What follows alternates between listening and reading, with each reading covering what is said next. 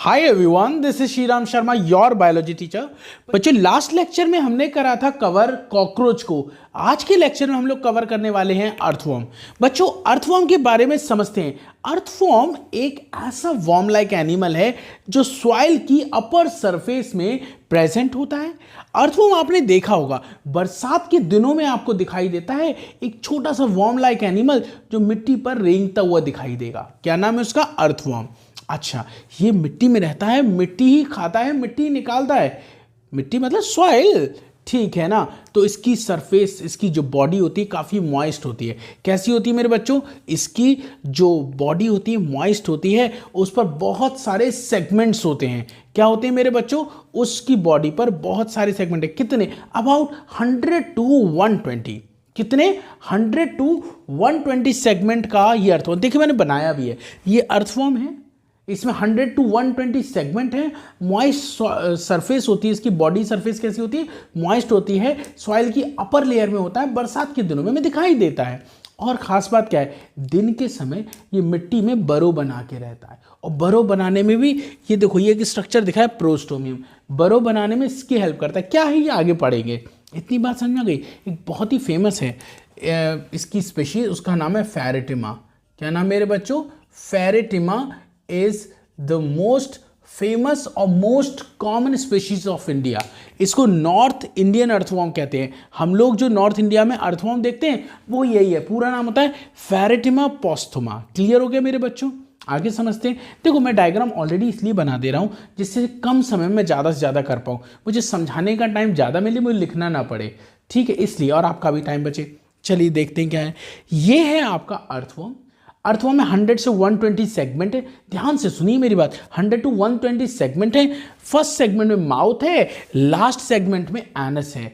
अब अर्थवर्म में जितनी भी ओपनिंग मैं आपको दिखाऊंगा सारी वेंट्रल साइड पर होंगी। देखो, दो चीज़ें होती हैं। जैसे मान लो अर्थवर्म है तो ऊपर वाली डॉर्सल, नीचे वाली वेंट्रल। तो जितनी भी ओपनिंग होंगी वेंट्रल साइड पर होंगी। माउथ भी नीचे, एनस भी नीचे। माउथ फर्स्ट सेगमेंट में, एनस लास्ट सेगमेंट में। इसके अलावा female gonopore, male gonopore, spermatheca, जितनी भी ओपनिंग मैं आपको दिखाऊंगा सब कहाँ दिखाऊंगा? वेंट्रल साइड पे। इतनी बात तो मेरे ख्याल से क्लियर हो ही गई होगी। चलिए अब आगे बढ़ते हैं। देखिए, इसमें एक स्ट्रक्चर यहां दिख रहा है, उसका नाम है क्लाइटेलम। अब ये क्या है? अगर आप अर्थवर्म को डॉर्सल साइड से देखोगे तो उस पर एक बैंड दिखाई देता है। उसकी बॉडी की आगे वाली पार्ट पे, उसकी बॉडी के एंटीरियर सरफेस पर एक बैंड लाइक स्ट्रक्चर दिखता है, उसका नाम होता है क्लाइटेलम। क्या नाम होता है मेरे बच्चों? क्लाइटेलम। ये रिप्रोडक्शन में पार्टिसिपेट करता है। जब रिप्रोडक्शन का टाइम आएगा तब एक स्ट्रक्चर बनेगा, कुकून। क्या बनेगा मेरे बच्चों? कुकून। वो यही बनाएगा। कौन? क्लाइटेलम। वो आगे पढ़ेंगे, ठीक है। फिलहाल एक आध बात अभी समझ लेते हैं क्लाइटेलम के बारे में। देखो, अगर आप डॉर्सल साइड से देखोगे, ये वाला स्ट्रक्चर देखिएगा। अगर अर्थवर्म को आप डॉर्सल साइड से देखोगे तो इस तरह का बैंड लाइक स्ट्रक्चर दिखेगा, नाम है क्लाइटेलम। वेंट्रल साइड से देखोगे तो कुछ इस तरह का दिखेगा। इसमें 14th, 15th और 16th ये 3 सेगमेंट्स हैं जो मिलकर क्या बना लेंगे? क्लाइटेलम। तो क्वेश्चन आता है, अर्थवर्म में क्लाइटेलम कितने सेगमेंट से बना है और उन सेगमेंट का नाम बताइए। अर्थवर्म में सेगमेंट के नंबर से रिलेटेड बहुत क्वेश्चन बनते हैं। तो देखो, अर्थवर्म 14th, 15th और 16th, these are the 3 segment which involve in the formation of clitellum. तो क्लाइटेलम होता है, उसकी आउटर जो एपिथीलियम होती है उसमें ग्लैंड्स होती हैं। क्लाइटेलम की जो आउटर एपिथीलियम होती है उसमें ग्लैंड्स होती हैं जो केमिकल बनाएंगी इस क्लाइटेलम के चारों तरफ। कब? रिप्रोडक्शन के टाइम पे, ब्रीडिंग सीजन में। और उसी केमिकल से बनता है कोकून। वो आगे डिटेल में पढ़ेंगे। तो फिलहाल क्या समझ में आया? अर्थवर्म 100 to 120 सेगमेंट का पहला पॉइंट। सेकंड, जितनी भी ओपनिंग है वेंट्रल साइड पे है। थर्ड, फर्स्ट सेगमेंट में माउथ, लास्ट सेगमेंट में anus. Fourth, clitellum. Clitellum band like structure है, एपिथीलियम ग्लैंडुलर है, उसमें ग्लैंड्स हैं, वो केमिकल बनाएंगी। इस बैंड के चारों तरफ बनेगा कुकून जो रिप्रोडक्शन के टाइम पे बनता है और रिप्रोडक्शन में हेल्प करता है। नंबर 5 क्या है? ये जो क्लाइटेलम है कौन से सेगमेंट से बना है? आप बताओगे 14th, 15th और 16th। ये डॉर्सल व्यू है, ये वेंट्रल व्यू है। अब क्लाइटेलम को जब वेंट्रल साइड से देखोगे तो 14th सेगमेंट में एक ओपनिंग दिखाई देगी जिसका नाम है फीमेल गोनोपोर। क्या नाम है इसका? Female gonopore. देखो एक फीमेल गोनोपोर होता है, एक मेल गोनोपोर होता है। अर्थवर्म बाइसेक्सुअल होता है, कॉकरोच की तरह नहीं, मेल अलग है फीमेल अलग है, ऐसा नहीं। अर्थवर्म की एक ही बॉडी में मेल सेक्स ऑर्गन भी है और फीमेल सेक्स ऑर्गन भी है, इसीलिए अर्थवर्म को हम बाइसेक्सुअल एनिमल कहते हैं। तो 14 सेगमेंट में फीमेल का गोनोपोर हो गया। अब मेल गोनोपोर का है, देखो अब इसी के 18 सेगमेंट में, इसकी बॉडी में जो 18 सेगमेंट है उस पर वेंट्रल साइड पर 2 ओपनिंग दिखेगी, उनका नाम होगा मेल गोनोपोर। तो आपसे क्वेश्चन आएगा फीमेल गोनोपोर कितने? सिंगल। कौन से सेगमेंट है? 14th। ये किसका पार्ट है? क्लाइटेलम का। ठीक। मेल गोनोपोर का 18th में कितने? 1 पेयर। कौन सी साइड पर? वेंट्रल साइड पे। अच्छा 18 पर तो ये 17 पे भी कुछ दिख रहा है 1 पेयर, 19 पे भी दिख रहा है 1 पेयर, उसका नाम है जेनाइटल पैपिले। ये जेनाइटल पैपिले भी रिप्रोडक्शन के समय पर हेल्प करते हैं। दोनों मेल, वो तो छोड़ो, चलो आगे ही पढ़ेंगे, वो रिप्रोडक्शन की बात रिप्रोडक्शन करेंगे, मैंने डिस्ट्रैक्ट हो जाते हैं। ठीक है, तो ये भी समझ लिया और आगे बढ़ते हैं। अगर अर्थवर्म की एंटीरियर साइड को देखोगे तो हमें क्या दिखेगा? कुछ इस टाइप का स्ट्रक्चर दिखेगा। अर्थवर्म के पहले सेगमेंट का एक नाम है, क्या नाम है? पेरिस्टोमियम। फर्स्ट सेगमेंट, ये अर्थवर्म का कौन सा सेगमेंट है? ये फर्स्ट है, ये सेकंड है, ये थर्ड है, ये फोर्थ है। सेगमेंट से रिलेटेड क्वेश्चन आएगा, बिल्कुल ध्यान से पकड़ लीजिएगा बात। तो देखो अर्थवर्म के फर्स्ट सेगमेंट, अर्थवर्म के फर्स्ट सेगमेंट का नाम है पेरिस्टोमियम। इस पेरिस्टोमियम के आगे एक लोब निकला होता है जिसका नाम होता है प्रोस्टोमियम।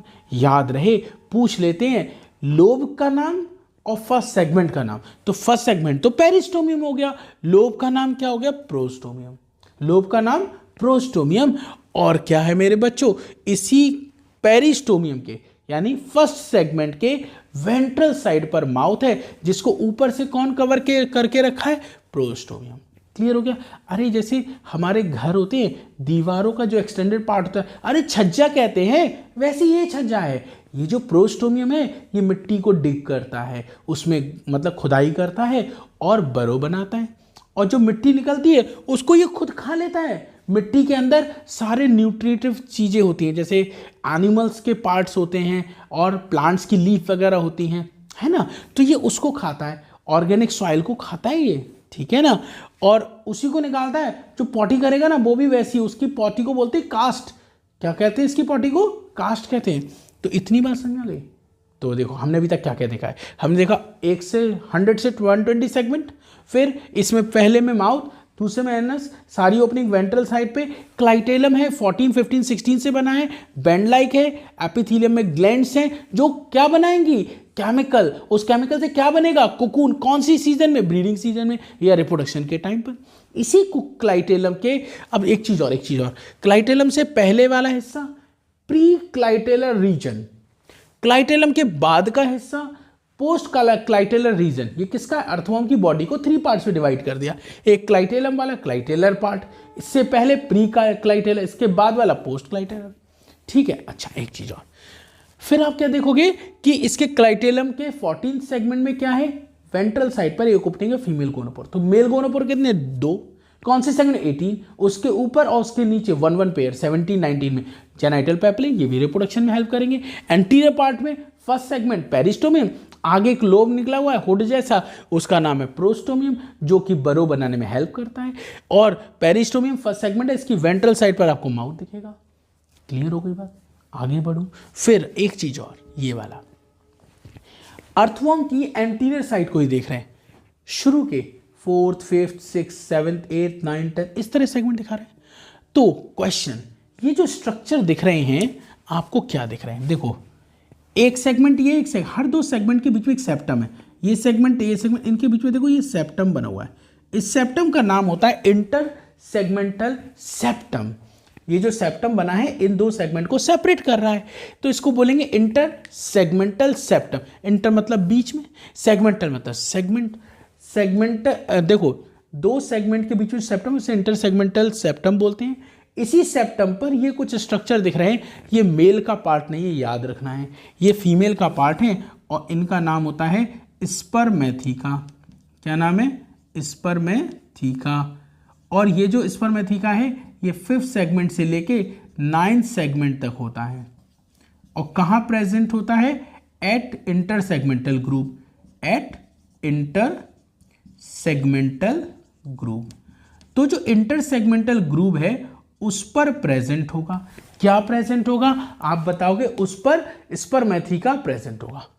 नेफ्रॉन के इंटरसेगमेंटल ग्रुप पर आपके स्पर्मेथिका प्रेजेंट होते हैं। टोटल 4 पेयर होते हैं, देख लो 1 2 3 4, टोटल 4 पेयर हैं। और कौन से सेगमेंट से कहाँ तक है? 5th सेगमेंट से लेकर 9th तक है। इतनी बातें आपको याद रखनी है। यहाँ तक क्लियर हो गया। अब पढ़ते हैं अर्थवॉर्म की बॉडी वॉल। ये तो सारे पॉइंट समझ में आ गए ना?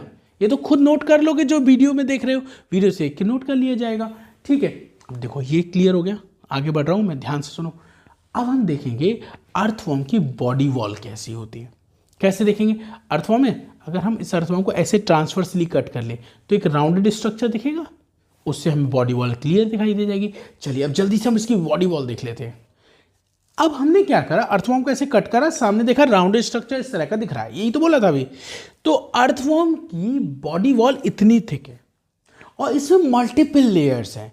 Outer most layer cuticle, inner most layer coelomic epithelium, और इसके बीच में epidermis, circular muscle layer and longitudinal muscle layer होती हैं। बच्चों इनके सीक्वेंस से रिलेटेड क्वेश्चन बन सकता है कि outermost cuticle, then epidermis, then फिर circular muscle layer, then longitudinal muscle layer and last one coelomic layer. Sequence आपका मिल सकता है। क्वेश्चन आता है कि इसकी जो आउटर मोस्ट लेयर है जिसका नाम एपिडर्मिस है वो किसकी बनी है? तो आप बताओगे पिलर लाइक सेल की, मतलब कॉलमनर एपिथेलियम है। कैसी है? Columnar epithelium. कॉलमनर एपिथेलियम का मतलब पिलर लाइक सेल की बनी हुई है एपिडर्मिस। उसके नीचे सर्कुलर है, देन मस्कुलर है, आगे पीछे नहीं कर देना। उसके बाद ये जो दिख रही है इसकी बॉडी कैविटी, इसका नाम क्या होगा? सीलोम। अच्छा एक चीज और, बॉडी कैविटी में बीच में क्या दिखाई देता है? Alimentary canal. एलिमेंट्री कैनाल को मैं गट लिख देता हूं। अब देखिए बॉडी वॉल और गट के बीच में एक स्पेस है, इस स्पेस का नाम क्या है? सीलोम। सीलोम क्या होती है? Body cavity. इसमें एक फ्लूइड भी होता है और उसी फ्लूइड की वजह से इसकी बॉडी का शेप मेंटेन रहता है। तो हम कह सकते हैं ये फ्लूइड इसको स्केलेटन दे रहा है। अर्थवॉर्म में हाइड्रोस्टैटिक स्केलेटन होता है। ये एनिमल किंगडम में हम लोगों ने पढ़ा था ना बच्चों? हाँ, सीलोम के अंदर फ्लूइड, सीलोमिक फ्लूइड जो इस शेप और सपोर्ट देने में हेल्प कर रही है, इसीलिए कहते हैं अर्थवॉर्म में हाइड्रोस्टैटिक स्केलेटन होता है। तो मेरे ख्याल से ये बॉडी वॉल तो आपको क्लियर हो ही गया होगा। तो इस टॉपिक का नाम क्या है? Body wall of earthworm. Clear? आगे बढ़े अब जल्दी से। चलिए अब नेक्स्ट देखते हैं। तो चलिए मेरे बच्चों अब हम लोग शुरू करने वाले हैं अर्थवॉर्म का डाइजेस्टिव सिस्टम। अर्थवॉर्म का डाइजेस्टिव सिस्टम में हम किस किस चीज की बात करेंगे? चलिए सबसे पहले तो देखिए अर्थवॉर्म की एलिमेंट्री कैनाल। ये जो डायग्राम बना है ये अर्थवॉर्म की एलिमेंट्री कैनाल को शो कर रहा है। ठीक है, इस डायग्राम में जो आपको एलिमेंट्री कैनाल दिख रही है वो जगह है जहां पर फूड का अर्थवॉर्म डाइजेशन करता है। सबसे इंपॉर्टेंट बात, अर्थवॉर्म खाता क्या है? देखो अर्थवॉर्म एक डेट्रियस फीडर है या डेट्रीवोर्स एनिमल है। मतलब क्या होता है? एक ऐसा एनिमल जो सॉइल खाता हो, जो मिट्टी खाता हो, उसको हम डेट्रियस एनिमल कहते हैं। डेट्रीवोर्स जो एनिमल होते हैं ये मिट्टी के अंदर के इंसेक्ट, उनके अंदर प्लांट की लीव्स वगैरह जो भी पार्ट्स प्रेजेंट होंगे वो सब खाएंगे। तो मिट्टी के अंदर इंसेक्ट के पार्ट्स होते हैं, एनिमल्स होते हैं, उसके अलावा प्लांट्स की लीफ होती हैं, बहुत माइन्यूट छोटी छोटी चीज़ें होती हैं। ये सारी चीज़ें ये उसको खाते हैं, उसको डाइजेस्ट करते हैं और उससे अपने लिए एनर्जी बनाते हैं। ये बात आपकी समझ में आ गई। अब मैं आपको यहाँ पर इसके डाइजेस्टिव सिस्टम में एलिमेंट्री कैनाल का डिस्क्रिप्शन बताऊंगा। देखो अर्थवॉर्म मैंने आपको बताया था 100 से 120 सेगमेंट का एक एनिमल है। अर्थवॉर्म की बॉडी में कितने सेगमेंट हैं? 100 से लेके 120 तक सेगमेंट होते हैं। और इसके फर्स्ट सेगमेंट में होता है माउथ और लास्ट सेगमेंट में होता है एनस। तो alimentary canal extend from mouth to anus. First segment में माउथ है, लास्ट सेगमेंट में एनस है। तो माउथ टू एनस इसकी एलिमेंट्री कैनाल है। अब इसकी एलिमेंट्री कैनाल के डिफरेंट पार्ट हैं। जैसे पहले पार्ट तो माउथ है, इसका पहला पार्ट होता है माउथ। माउथ एक चैम्बर में खुल रहा है, माउथ एक चैम्बर में खुल रहा है, उसका नाम है बक्कल चैम्बर। जैसे हमारे अंदर बक्कल कैविटी, आप माउथ खोलिए, माउथ के अंदर एक हॉलो स्पेस है। ठीक, इस हॉलो स्पेस को हम क्या बोलते हैं? Buccal cavity. यहां पर हम बोल रहे हैं बक्कल चैम्बर। उसके पीछे आपको फेरिंग्स, हमारे में भी होता है, उसके पीछे ईसोफेगस, ईसोफेगस के बाद गिजर्ड। हाँ, हमारे अंदर गिजर्ड नहीं होता है। गिजर्ड के पीछे स्टमक होता है, हाँ हमारे पास है। स्टमक के बाद हमारे पास इंटेस्टाइन होती है। तो इसकी एलिमेंट्री क्या ना, हमारी एलिमेंट्री क्या ना, अगर नेम वाइज देखें, पार्ट्स के नाम देखें, तो इसमें गिजर्ड एक्स्ट्रा है, बाकी सारी चीजें हमसे मैच कर रही हैं, लेकिन स्ट्रक्चर में बहुत बड़ा डिफरेंस है। ठीक, चलिए पहला पॉइंट, एलिमेंट्री कैनाल कहां से कहां तक है? Extend from mouth to anus, mouth in first segment और एनस इन लास्ट सेगमेंट। फिर इसके कई सारे पार्ट है, पार्ट्स के नाम buccal chamber, pharynx, oesophagus, gizzard, stomach and last one is intestine.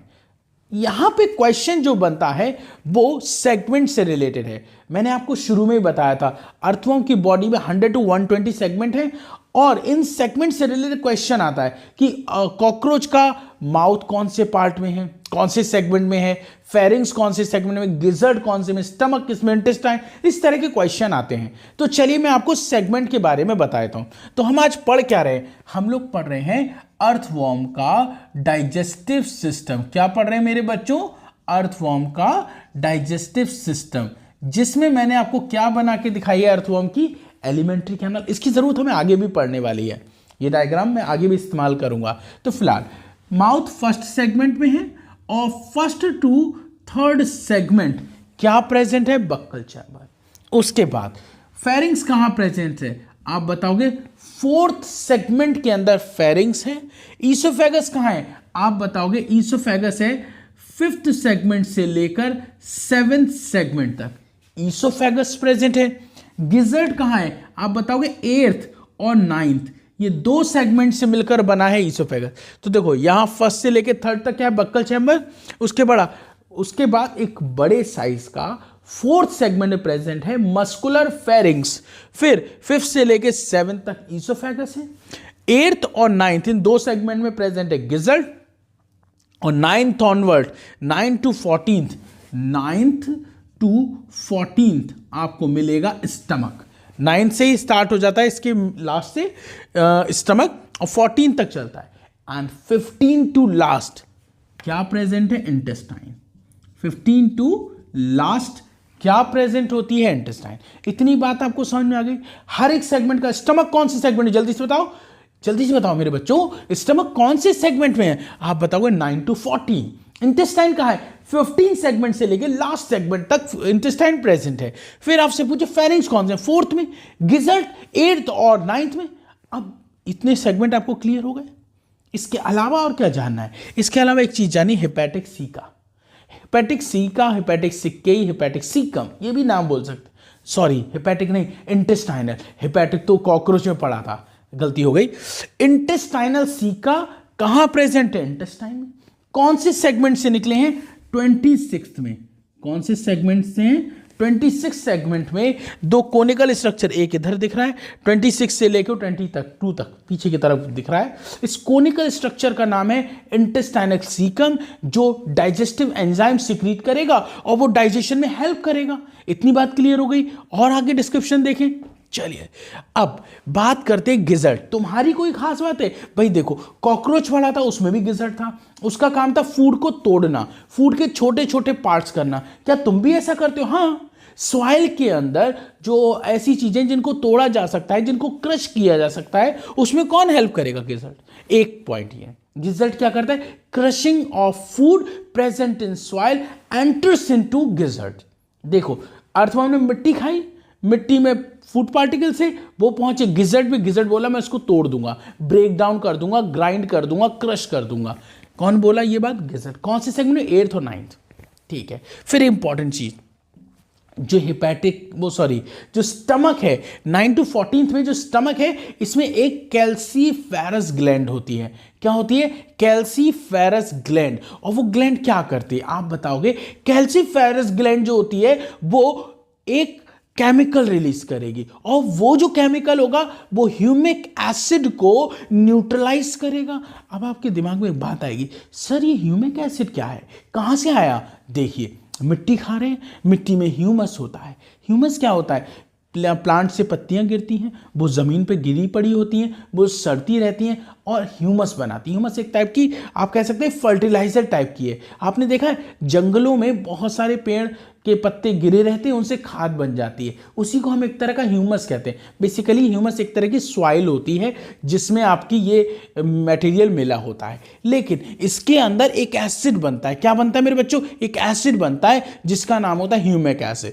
उस ह्यूमिक एसिड को न्यूट्रलाइज करना किसका काम है? उस ह्यूमिक एसिड को न्यूट्रलाइज करना काम है कैल्सीफेरस ग्लैंड का। और वो कैल्सीफेरस ग्लैंड कहां प्रेजेंट है? आप बताओगे स्टमक के अंदर। जो ये इसका स्टमक है 9 to 14 है, इसमें कैल्सीफेरस ग्लैंड है और वो ह्यूमिक एसिड को न्यूट्रलाइज कर दे जो कि ह्यूमस में है और वो अर्थवर्म को मिला। बताइए इतनी बात समझ में आ गई? अब देखो अर्थवर्म ने खाना खाया मिट्टी की फॉर्म में और उससे क्या करा? डाइजेशन करा। डाइजेशन के बाद जितना डाइजेस्टेड फूड है वो इस इंटेस्टाइन से ब्लड में एब्जॉर्ब हो जाएगा।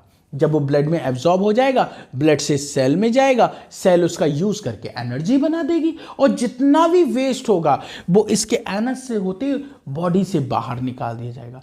अर्थवर्म जब अपने फीसिस को बाहर निकालता है तो वो छोटी छोटी बॉल्स की फॉर्म में निकालता है। इस तरह से छोटी छोटी गोलियां होती हैं, इस फॉर्म में निकालता है। इनका नाम होता है कास्ट। क्या बोलते हैं? CAST, cast. तो ये क्या रिलीज करता है? कास्ट रिलीज करता है। ये इसकी पॉटी है। ये क्या है? इसकी पॉटी, ठीक है। और ये सॉइल में गिरता रहता है। जितनी कास्ट, इसे वर्मी कास्ट भी कहते हैं, सॉइल में मिलेगी, सॉइल में उतनी नाइट्रोजन मिलेगी। सॉइल को जितनी नाइट्रोजन मिलेगी, सॉइल उतनी ज़्यादा फर्टाइल होगी, उतना ही अच्छे से प्लांट ग्रो होगा। बोलो एलिमेंट्री कैनाल के बारे में बात समझ में आ गई?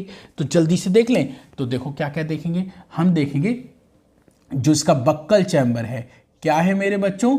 बक्कल चैम्बर कौन से सेगमेंट में है? आप बताओगे फर्स्ट से थर्ड सेगमेंट के अंदर है। फर्स्ट टू थर्ड सेगमेंट, ये लीजिए हमने यहां पर लिख दिया। उसके बाद आपसे पूछेंगे फेरिंग्स कौन से सेगमेंट में है? तो बताओ मेरे बच्चों फोर्थ सेगमेंट पे है। फेरिंग्स के बाद क्या है? जल्दी बोलो। ईसोफेगस। तो ईसोफेगस कौन से सेगमेंट में है? आप बताओगे फिफ्थ से लेकर सेवेंथ। देखो वहां ऑलरेडी लिखा है, फिर क्यों लिख रहा हूं? जिससे आपके दिमाग में फटाफट तेजी से रिकॉल हो जाए, लिखा हुआ याद हो जाएगा। डायग्राम अगर पहले से नहीं बनाता तो आपका डायग्राम में टाइम खर्च होता, इसलिए ऐसा करा है। 8th to 9th सेगमेंट में गिजर्ट है। उसके बाद स्टमक किस में है? आप बताओगे स्टमक है सर 9 to 14 सेगमेंट में, और फिर इंटेस्टाइन जो होती है वो होती है मेरे बच्चों, ध्यान से देखो, आपके 15 से लेके लास्ट सेगमेंट। अब एक इंपॉर्टेंट चीज, ये जो इंटेस्टाइन है इसको 3 पार्ट्स में डिवाइड किया गया है। Pre typhlosolar part, typhlosolar part और पोस्ट टिफ्लोसोलर पार्ट। अब आपके दिमाग में आएगा ये जो 3 पार्ट करे हैं इस इंटेस्टाइन के, ऐसा करा क्यों है, किस बेस पर? देखो आप देखोगे इंटेस्टाइन के 3 जो पार्ट हैं इनमें से एक पार्ट है टिफ्लोसोलर पार्ट। टिफ्लोसोलर पार्ट वो होता है जहां पर टिफ्लोसोल होता है। अब ये टिफ्लोसोल क्या है? टिफ्लोसोल इंटेस्टाइन की डॉर्सल साइड से एक लटकता हुआ लार्ज साइज का विलाई होता है और उसका काम होता है सरफेस एरिया बढ़ाओ जिससे रेट ऑफ एब्जॉर्प्शन बढ़ जाए। नहीं आया समझ में? फिर से सुनो, जो इंटेस्टाइन है उस इंटेस्टाइन की डॉर्सल साइड, ऊपर की तरफ डॉर्सल साइड होती है, उससे एक विलाई लटकता हुआ दिखाई देगा, उसका नाम होता है टिफ्लोसोल। ये नॉर्मल विलाई से लार्ज साइज का होता है, काम है सरफेस एरिया बढ़ाना जिससे रेट ऑफ एब्जॉर्प्शन इंक्रीज हो जाएगा। क्या ये बात समझ में आ गई? अब देखो इंटेस्टाइन के जिस पार्ट में ये टिफ्लोसोल होगा उसे टिफ्लोसोलर पार्ट, उसके पहले वाले पार्ट को प्री टिफ्लोसोलर पार्ट, उसके बाद वाले पार्ट को पोस्ट टिफ्लोसोलर पार्ट। बोलो बात समझ पाए मेरी? क्या समझ में आया? जो ये इंटेस्टाइन है, इस इंटेस्टाइन के 3 पार्ट हैं। एक है प्री टिफ्लोसोलर, क्या नाम मेरे बच्चों? Pre typhlosolar part.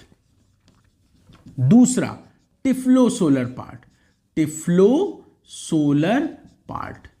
Third post typhlosolar part. Post मतलब बाद में, प्री मतलब पहले। किसके बाद में, किसके पहले? टिफ्लोसोल वाले रीजन के, तो इसको बोलेंगे पोस्ट टिफ्लोसोलर पार्ट। ठीक, अब ये वाला आपको याद करना है। प्री टिफ्लोसोलर कहाँ से कहाँ तक है? 26 सेगमेंट से लेके 35 तक। 26 से पहले 26 से लेके 35 तक जितने भी इंटेस्टाइन के सेगमेंट होंगे वहां पर टिफ्लोसोल होगा। मैं दिखा देता हूं टिफ्लोसोल। जैसे मान लो हमने इंटेस्टाइन को काटा, ये एलिमेंट्री कैनाल्स की इंटेस्टाइन काटा, सामने देखो तो गोल गोल दिखेगा। इसकी डॉर्सल सरफेस से एक लार्ज साइज का विलाई लटकता दिखेगा, इसका नाम होगा टिफ्लोसोल। क्या नाम मेरे बच्चों? टिफ्लोसोल। लार्ज साइज का विलाई है बच्चों, जो रेट ऑफ एब्जॉर्प्शन बढ़ा देता है। अच्छा, 26 से पहले कहाँ? देखो आपको पता है ना, 15 से लास्ट तक इंटेस्टाइन है, तो 15 से 26 के बीच में जितने भी सेगमेंट होंगे, मतलब 15 से लेकर 25 तक जितने भी सेगमेंट में किसी के अंदर भी क्या नहीं होगा? किसी के अंदर भी क्या नहीं होगा? आप बोलोगे टिफ्लोसोल नहीं होगा। और 35 के बाद जितने भी सेगमेंट है उसमें टिफ्लोसोल नहीं होगा। ये बात समझ में आ रही है? क्लियर है ना मेरी बात? अच्छा, कुछ जगह पर आपको ऐसा भी देखने को मिलता है कि टिफ्लोसोल बस लास्ट के 20 से 25 सेगमेंट छोड़ दो तो हर एक सेगमेंट में मिलेगा। ठीक है, 26 से लेके कहां तक? बस लास्ट के 20-25 सेगमेंट छोड़ दो, उससे पहले तक जितने भी सेगमेंट हैं। मान लीजिए 100 सेगमेंट हैं। मान लीजिए कितने सेगमेंट है अर्थवॉर्म में? 100। तो 26 से लेकर 75 या 80 तक, 75 या 80 तक सेगमेंट तक आपको टिफ्लोसोल मिलेगा। बस लास्ट के 20 या 25 सेगमेंट छोड़ दो तो उनमें टिफ्लोसोल नहीं है। ये बात भी समझ में आ गई? तो ये आपको क्लियर हो गया। उसके बाद हमने आपको बताया था कैल्सीफेरस ग्लैंड। क्या है? Calciferous gland. आप बताओगे ये कहाँ है? क्या बताओगे? In stomach. कहाँ होती है? In stomach. उसके बाद स्टमक में कैल्सीफेरस ग्लैंड है, क्या करती है? सिक्रीट करती है केमिकल, सिक्रीट्स अ केमिकल। क्या करता है वो केमिकल? आप बताओगे न्यूट्रलाइज ह्यूमिक एसिड, जो कि कहां होता है? Found in humus. जो ह्यूमस इस अर्थवॉर्म ने खाई है उसके अंदर ह्यूमिक एसिड था। उस ह्यूमिक एसिड के लिए न्यूट्रलाइज करने वाला जो केमिकल है वो कैल्सीफेरस ग्लैंड सिक्रीट करेंगी, और वो केमिकल सिक्रीट करेंगी तो है कहाँ ये ग्लैंड? आप बताओगे स्टमक के अंदर ये ग्लैंड प्रेजेंट है। क्लियर हो गया? इसने खाना खाया, उसका डाइजेशन करा, डाइजेशन में गिजर्ड ने हेल्प करी, क्रशिंग करा उसका। जब वो डाइजेस्ट हो गया तो एब्जॉर्ब हुआ इनटू इंटेस्टाइन। ठीक है, और फ्रॉम द इंटेस्टाइन से वो एब्जॉर्ब हो गया इनटू द ब्लड, और ब्लड ने सभी सेल को दे दिया, सेल ने उससे एनर्जी बनाई और काम बन गया। तो मेरे ख्याल से आपको इसका डाइजेस्टिव सिस्टम क्लियर हो गया होगा। ठीक है बच्चों, तो चलिए आगे बढ़ते हैं। अब हम पढ़ेंगे एक्सक्रीटरी सिस्टम। देखो भाई, अर्थवॉर्म क्या एक्सक्रीट करता है? सबसे पहला पॉइंट तो यही आएगा, अर्थवॉर्म एक यूरियोटेलिक एनिमल है। जैसे हम लोग, यूरियोटेलिक क्या होता है? जो यूरिया को एक्सक्रीट करे वो यूरियोटेलिक, अगर अमोनिया करता तो अमोनोटेलिक, यूरिक एसिड करता तो यूरिकोटेलिक। जल्दी से आंसर बताओ कि कौन था जो यूरिक एसिड एक्सक्रीट करता था? अभी कुछ दिनों पहले पढ़ा है, कॉकरोच। अभी पीछे पढ़ा था ना, वो यूरिक एसिड एक्सक्रीट करता था, और क्वेश्चन भी एग्जाम में आया था, कॉकरोच एक्सक्रीट। लेकिन यूरिक एसिड ऑप्शन में नहीं था, क्या था? Potassium urate. ऑप्शन में क्या था? Potassium urate. तो वो भी हो सकता है, वो ध्यान रखिएगा। हम पीछे नहीं जा रहे, आगे बढ़ते हैं। अर्थवॉर्म एक यूरोटेलिक एनिमल है जो कि यूरिया को एक्सक्रीट करेगा। ऐसे ही हम लोग भी यूरोटेलिक हैं। आगे बढ़ते हैं। मैंने पूछा अर्थवॉर्म का एक्सक्रीटरी ऑर्गन क्या है? कॉकरोच का तो मैल्पिजन ट्यूब्यूल था, हमारा तो किडनी होता है, इसका क्या है? तो बोले इसका होता है नेफ्रीडिया। क्या होता है मेरे बच्चों? जल्दी देखो, ये है नेफ्रीडिया।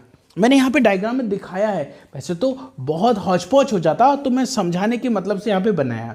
ठीक है, देखो नेफ्रीडिया अर्थवॉर्म में 3 टाइप्स के होते हैं, फेरेंजियल, सेप्टल, इंटेगुमेंट्री। देखो डायग्राम में यहाँ पे लिखा हुआ है, फेरेंजियल, सेप्टल और इंटेगुमेंट्री। बच्चों 3 टाइप्स के नेफ्रीडिया हैं। ठीक है, मैं डायग्राम में दिखाता हूं। सबसे पहले फेरेंजियल नेफ्रीडिया, इसकी जो एलिमेंट्री कैनाल इसके दोनों तरफ होंगे, इधर भी और इधर भी। देखो इसकी बॉडी सेगमेंटेड है फोर्थ, फिफ्थ और सिक्स्थ। फोर्थ, फिफ्थ और सिक्स सेगमेंट में गुच्छों के रूप में प्रेजेंट हैं कौन? आपके नेफ्रीडिया। गुच्छे मतलब टफ्ट, छोटे छोटे नेफ्रीडिया के टफ्ट बन गए। बहुत सारे नेफ्रीडिया इकट्ठे हुए, एक टफ्ट बना लिया, फिर बहुत सारे नेफ्रीडिया इकट्ठे हुए, ने टफ्ट बना लिया। तो एक पेयर फोर्थ सेगमेंट है, फिर एक पेयर फिफ्थ सेगमेंट है, फिर एक पेयर सिक्स्थ सेगमेंट है। टोटल थ्री पेयर टफ्ट है नेफ्रीडिया के। हर एक पेयर में कितने नेफ्रीडिया ये नहीं पता। Many nephridia accumulate together and they form tuft। Three pair tuft हैं, एक पेयर फोर्थ में, एक पेयर फिफ्थ में, एक पेयर सिक्स्थ में, ठीक है। और ये तीनों के तीनों नेफ्रीडिया का काम है वेस्ट मटेरियल को कलेक्ट करना, एलिमेंट्री कैनाल में इकट्ठा कर देना और एलिमेंट्री के एनाल के एनस से बाहर निकाल देना। ऐसे ही तो कॉकरोच में भी हो रहा था। ये क्या करते हैं नेफ्रीडिया, वेस्ट को सीलोम से, इसकी जो बॉडी कैविटी उसका नाम होता है सीलोम, वहां से कलेक्ट कर लेते हैं और एलिमेंट्री कैनाल में पहुंचा देते हैं। एलिमेंट्री कैनाल का जो एनस वाला पार्ट है वहां से वेस्ट बाहर निकाल दिया जाता है। ये क्लियर हो गया। तो देखो फेरेंजियल नेफ्रीडिया कौन से सेगमेंट में? फोर्थ, फिफ्थ और सिक्स्थ। कैसे हैं? टफ्ट की फॉर्म में। कितने हैं? थ्री पेयर, ठीक है। हर एक सेगमेंट में एक पेयर, एक हो गया। सेकंड है integumentary nephridia. First two segment छोड़ दो, पहला सेगमेंट और दूसरा सेगमेंट छोड़ दो, तो पूरे के पूरे बॉडी के अंदर जितने भी सेगमेंट है हर एक सेगमेंट में नेफ्रीडिया प्रेजेंट है, उनका नाम है इंटेग्यूमेंट्री नेफ्रीडिया। ठीक है, समझ में आ रही है? ठीक है, तो देखो आपने क्या देखा, इंटेग्यूमेंट्री नेफ्रीडिया कहाँ है? फर्स्ट सेगमेंट छोड़ दो, सेकंड छोड़ दो, थर्ड से लेके लास्ट तक हर एक सेगमेंट में ये इंटेग्यूमेंट्री नेफ्रीडिया है। कितने हैं? जैसे वहां तो टफ्ट की फॉर्म में थे, यहां तो टफ्ट की फॉर्म में है नहीं, तो किस फॉर्म में है आप बताओगे? ये इंडिविजुअल ओपन हो रहे हैं बॉडी की सरफेस पर, एलिमेंट्री कैनाल में ओपन नहीं हो रहे हैं। ध्यान से सुनना, ये एलिमेंट्री कैनाल में ओपन नहीं हो रहे हैं, ठीक है, ये डायरेक्ट बॉडी की सरफेस पर ओपन हो रहे हैं। ठीक है, क्या नाम है इनका? इंटेग्यूमेंट। इसीलिए तो नाम इंटेग्यूमेंट्री नेफ्रीडिया है, क्योंकि इनकी ओपनिंग एलिमेंट्री कैनाल में ना होके डायरेक्ट बॉडी की सरफेस पर है। अच्छा, कितने हैं? हर एक सेगमेंट में 200 से 250, 200 से 250 तक होते हैं हर एक सेगमेंट में। लेकिन आपको क्लाइटेलम पढ़ाया था 14th, 15th और 16th। कौन सा? 14th, 15th, 16th। ये थ्री एब्डोमिनल एब्डोमिन कह रहा हूं, 14, 15 और 16th, ये थ्री सेगमेंट्स हैं। इन सेगमेंट को मिला के क्लाइटेलम कहा जाता है। और इसके अंदर ये वाले नेफ्रीडिया 200 से 250 नहीं है, ये 2000 से 2500 है, 10 टाइम्स ज्यादा है। इसीलिए ऐसा लगता है क्लाइटेलम में नेफ्रीडिया भरे हुए हैं, मतलब एक जंगल बन गया है। इसीलिए क्लाइटेलम को फॉरेस्ट ऑफ नेफ्रीडिया कहते हैं। क्वेश्चन, अर्थवॉर्म में फॉरेस्ट ऑफ नेफ्रीडिया किसको बोलेंगे? आप बताओगे क्लाइटेलम को। क्यों? क्योंकि यहां पे बहुत सारे टाइप के नेफ्रीडिया, बहुत सारे नेफ्रीडिया होते हैं, टाइप नहीं बोल रहा हूं, बहुत सारे नेफ्रीडिया होते हैं। कितने? 2000 से 2500 इंटेग्यूमेंट्री नेफ्रीडिया होते हैं। ठीक है, इसीलिए इसको क्या बोलते हैं? Forest of nephridia. तो दो समझ लिए, pharyngeal fourth, fifth, six segment में थ्री पेयर टफ्ट है, इंटेग्यूमेंट्री थर्ड सेगमेंट से लेके लास्ट।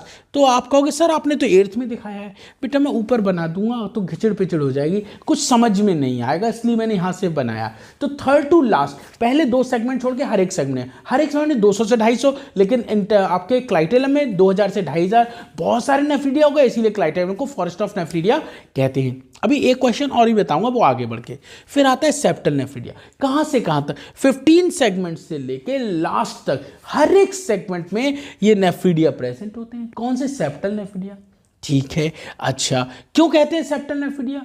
क्योंकि हर दो सेगमेंट के बीच में एक सेप्टम है। देखो इससे देखो, एक सेगमेंट ये बनाया, एक ये बनाया, एक ये बनाया, ये सेगमेंट दिख रहे हैं ना। हर एक सेगमेंट देखो, एक सेगमेंट ये, एक सेगमेंट, इनके बीच में एक सेप्टम है, एक सेगमेंट ये, एक सेगमेंट, इनके बीच में सेप्टम है, एक सेगमेंट ये, एक सेगमेंट, इनके बीच में, हर दो सेगमेंट के बीच में एक सेप्टम है। इसी सेप्टम में ओपन हो रहा है ये नेफ्रीडिया।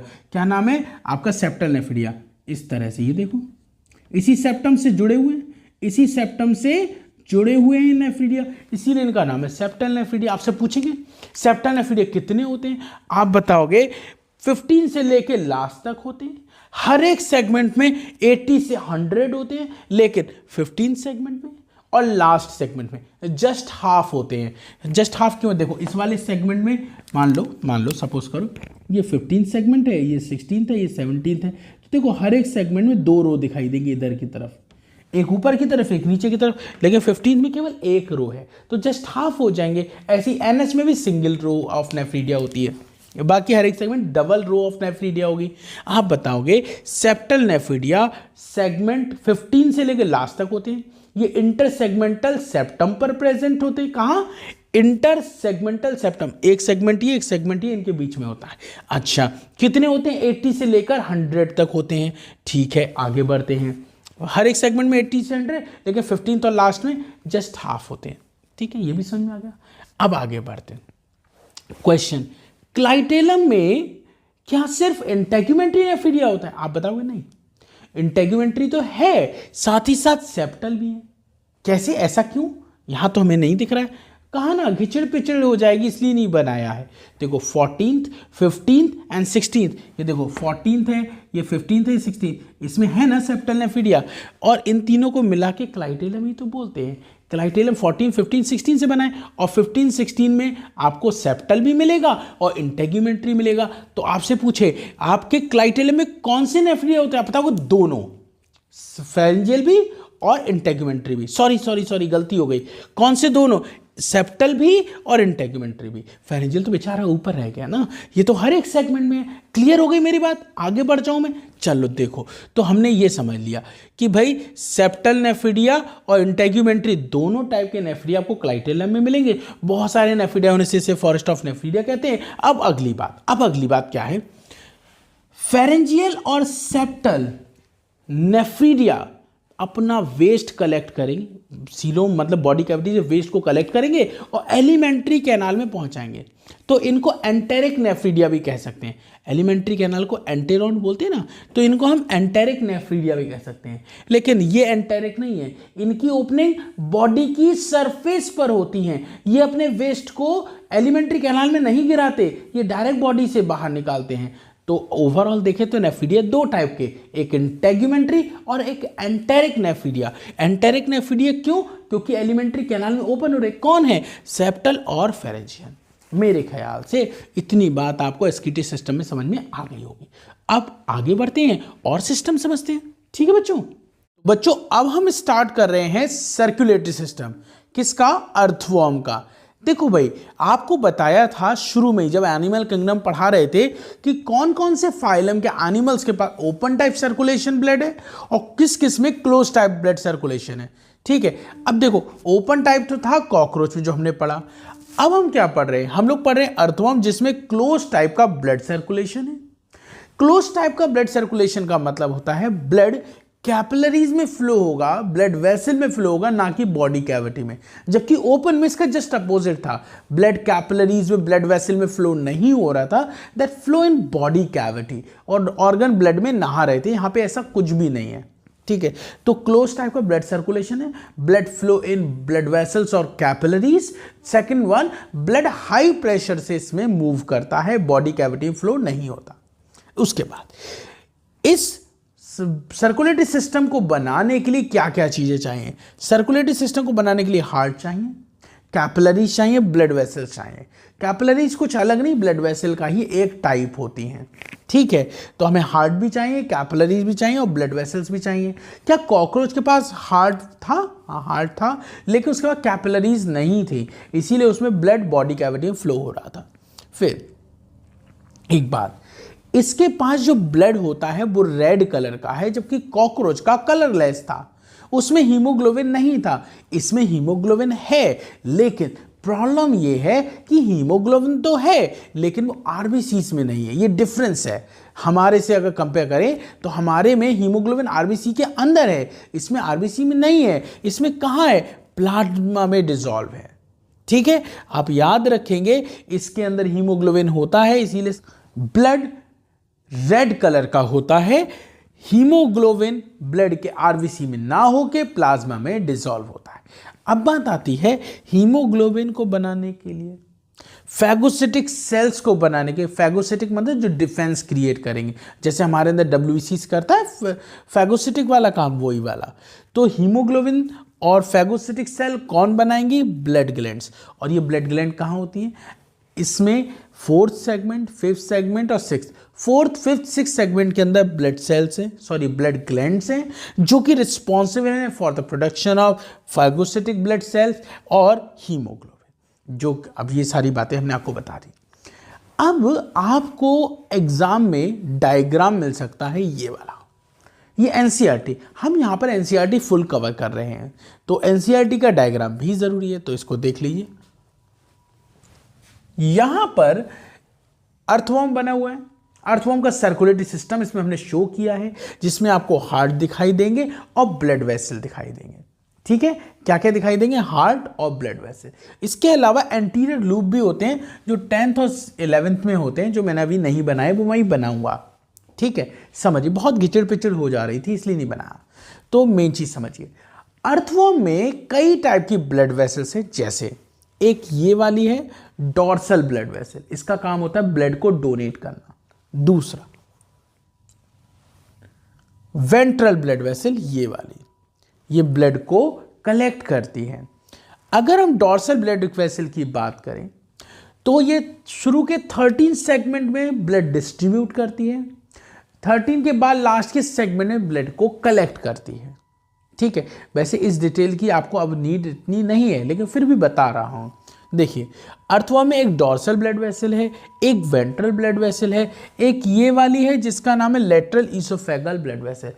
ऐसे देखिए, एक अर्थवर्म की एलिमेंट्री कैनाल के इधर साइड में जा रही है, एक उसकी इधर बाइलेटरल से, तो मतलब दोनों तरफ एक एक है, इसका नाम है लेटरल इसोफेगल ब्लड वेसल।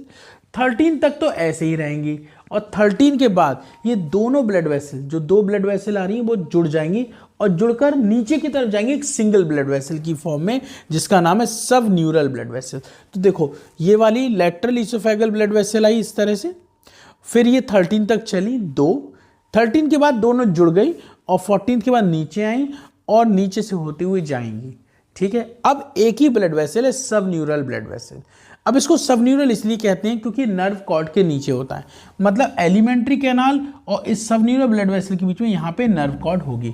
मैंने नर्व कॉर्ड नहीं बनाई है क्योंकि घिचड़ पिचड़ हो जाएगी बहुत ज़्यादा। ठीक है, तो आपने अभी तक कितने टाइप की ब्लड वेसल देख ली? 3 टाइप की, dorsal blood vessel, ventral blood vessel और लेटरल इसोफेगल ब्लड वेसल। इसी का एक पार्ट देख लिया, चौथा नाम है जिसका सब न्यूरल ब्लड वेसल। अब और दिखाते हैं। देखिए, यहां पर एक ब्लड वेसल बनाई है, यहां पर एक ब्लड वेसल बनाई है जो 9 सेगमेंट से लेके 13 सेगमेंट तक दिखेगी। इसका नाम होता है सुप्रा इसोफेगल ब्लड वेसल। क्या नाम मेरे बच्चों? सुप्रा इसोफेगल ब्लड वेसल। ये एलिमेंट्री कैनाल के ऊपर की तरफ होती है। इसमें 2 चीजें ओपन होती हैं, पीछे वाले हार्ट। कौन से हार्ट मेरे बच्चों? पीछे वाले। ये हार्ट थोड़ा सा छोटा बना है, इसको पूरा करना होगा। पीछे वाले हार्ट से क्या मतलब है? आप बताओगे पीछे वाले हार्ट कौन से हैं? देखिए, जो लेटरल इसोफेगल हार्ट है ये पीछे वाले हैं, आगे वाले हैं ये लेटरल हार्ट है। इन हार्ट की पोजीशन आपको पता होनी चाहिए। ये है 7th में, ये है 9th में, ये है 12 में, ये 13 में, और ये एक एक नहीं, एक इनके पीछे पीछे भी पेयर में है। किस में है? पेयर में। देखिए देखिए, ये 7th और 9th में जो हार्ट है उनको बोलते हैं लेटरल हार्ट। ये 1 पेयर हैं, 1 पेयर 7th में, 1 पेयर 9th में। इसके अलावा 12 और 13 में 1 पेयर हार्ट है, 12 और 13 में 1 पेयर हार्ट है। ठीक है, तो टोटल 8 हार्ट हो गए। 4 पेयर, 4 दिख रहा है सामने, 4 इसके पीछे होंगे, तो 4 पेयर हार्ट प्रेजेंट हैं। पोजीशन अगर आपसे पूछे तो बताओगे 7th, 9th, 12th and 13th में ये हार्ट प्रेजेंट है। ये डॉर्सल ब्लड वेसल और वेंट्रल ब्लड वेसल से जुड़े हैं। लेकिन जो लेटरल इसोफेगल हार्ट है, ये इसके अलावा एक और ब्लड वेसल से जुड़े हैं जिसका नाम है सुप्रा इसोफेगल ब्लड वेसल, और ये 9 से लेके 13 तक होती है। तो टोटल ब्लड वेसल से रिलेटेड 5 नेम सुने आपने, dorsal blood vessel, ventral blood vessel, supra oesophageal blood vessel, lateral oesophageal blood vessel, और वो क्या बना रही है? सब न्यूरल ब्लड वेसल। नंबर पूछें तो डॉर्सल 1, वेंट्रल 1, ये लेटरल इसोफेगल 2, सब न्यूरल 1, और ये जो सुप्रा इसोफेगल ब्लड वेसल है ये भी 1 होती है। हार्ट होते हैं 8 पेयर। ठीक है, इसके अलावा एंटीरियर लूप होते हैं जो 10th और 11th में होते हैं ये सुप्रा ईसोफेगल ब्लड वेसल और लेटरल ईसोफेगल ब्लड वेसल से कनेक्ट होते हैं। कुछ इस तरह से देखिए यहाँ पे इस तरह से यहाँ पे ये कनेक्ट होते हैं। ठीक है, तो ये हो गया। इसके बाद 13 तक का सिस्टम ऐसा होता है। 13 के बाद क्या होता है? 15th ऑनवर्ड्स, 15 ऑनवर्ड यहाँ पे कुछ ब्लड वेसल्स होते हैं जिनको हम कमिश्यूर बोलते हैं। क्या बोलते हैं? कमिश्यूर या कमिश्यूरल ब्लड वेसल कहते हैं। इसके अलावा इसमें एलिमेंट्री कैनाल से ब्लड को कलेक्ट करने के लिए इंटेस्टाइनल ब्लड वेसल्स होती हैं, बहुत सारी होती हैं। आप ऐसे याद रखें, जो डॉर्सल ब्लड वेसल है 13th तक, बिफोर 13 ये ब्लड को डिस्ट्रीब्यूट करेगा एंड आफ्टर 13 ये ब्लड को कलेक्ट करेगा। और जो वेंट्रल ब्लड वेसल है पूरे बॉडी में ब्लड को कलेक्ट करती है। तो ये तो हो गया डायग्राम के बारे में, लेकिन आपको मेजरली इन पॉइंट्स पर डिस्कशन करना है, सॉरी इन पॉइंट को आपको याद रखना है। ठीक है, तो यहाँ पे हमारा सर्कुलेटरी सिस्टम कंप्लीट हुआ। अब बात करते हैं रेस्पिरेटरी की। लिख दूंगा लेकिन रेस्पिरेटरी पहले समझा देता हूँ। देखो, इनमें रेस्पिरेशन के लिए कोई स्पेशल ऑर्गन नहीं है। अगर आपसे पूछे इनमें रेस्पिरेशन के लिए क्या है तो आप बताओगे रेस्पिरेशन के लिए कोई स्पेशल ऑर्गन नहीं है। रेस्पिरेशन ये अपनी मॉइस्ट सरफेस से कर लेते हैं, इसीलिए इनके रेस्पिरेशन को क्यूटेनियस रेस्पिरेशन कहते हैं, जो हमने एनिमल किंगडम में पढ़ा था। ठीक है, अब आगे बढ़ते हैं। अब हम बात करेंगे न्यूरल सिस्टम की। किसकी बात करेंगे? न्यूरल सिस्टम की। तो चलिए अब हम देखते हैं इसका नर्वस सिस्टम। कॉकरोच की तरह अर्थवर्म का नर्वस सिस्टम भी दो पार्ट से मिलकर बना है, नर्व रिंग और nerve cord. Nerve ring ganglion से मिलकर बनी है और नर्व कॉर्ड दो हैं जो कि फ्यूज्ड हैं। ठीक है तो दो, लेकिन एक दिखाई देगी। और अर्थवर्म की तरह ये भी कहाँ होती है? वेंट्रल साइड पर और सॉलिड होती है। अब जो नर्व रिंग होती है मेरे बच्चों, नर्व रिंग को मैं बना के दिखाता हूं। देखो, गैंग्लियन के फ्यूजन से बनी होती हैं और फेरिंग्स में होती है। थर्ड और फोर्थ सेगमेंट जो होता है फेरिंग्स का, वहां पर आपको देखने को मिलेंगे। देखो इस तरह से, इसे बोलते हैं सुप्राफेरेंजियल गैंग्लियन। ठीक है, उसके बाद यहां पर इस तरह से दो गैंग्लियन ऊपर हैं और दो नीचे जो कि फ्यूज्ड हो चुके हैं। नीचे वाले जो गैंग्लियन हैं वो फ्यूज हो चुके हैं, ऊपर वाले अलग हैं। तो आप क्या बताओगे? जैसे जब हम कॉकरोच पढ़ते थे तो कॉकरोच में हम देखते थे सुप्रा ईसोफेगल गैंग्लियन, यहां बोलेंगे सुप्राफेरेंजियल गैंग्लियन। क्या बोलेंगे मेरे बच्चों? सुप्राफेरेंजियल गैंग्लियन। तो देखिए सब कुछ डायग्राम में ही दिख जाएगा, लिखने की जरूरत नहीं है। तो सुप्राफेरेंजियल गैंग्लियन दो हैं, वो दिख रहे हैं आपको। ऐसे ही सब फेरेंजियल गैंग्लियन होते हैं। क्या होते हैं मेरे बच्चों?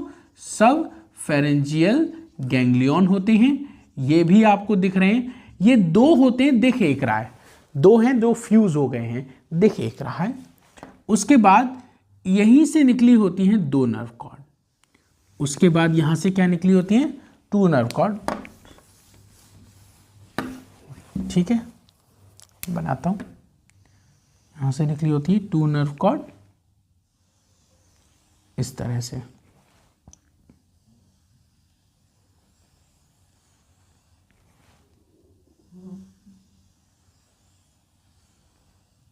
यहाँ पे टू नर्व कॉर्ड है जो कि आपस में एक दूसरे से फ्यूज्ड है, चारों तरफ एक कवरिंग प्रेजेंट होती है। अगर बाहर से देखोगे तो एक ही दिखेगी, क्रॉस सेक्शन काट के देखोगे तो दो नर्व कॉर्ड दिखाई देंगे। ठीक है, अच्छा हाँ, एक चीज और रह गई।